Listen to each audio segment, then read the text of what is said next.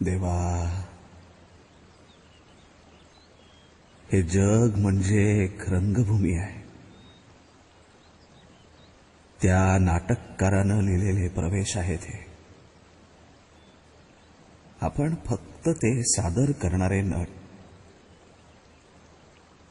हे दुःखही खरं नाही, सुखही खरं नाही.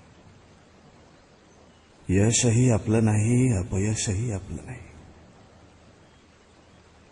हे प्रवेश आहेत त्यानं लिहिलेले.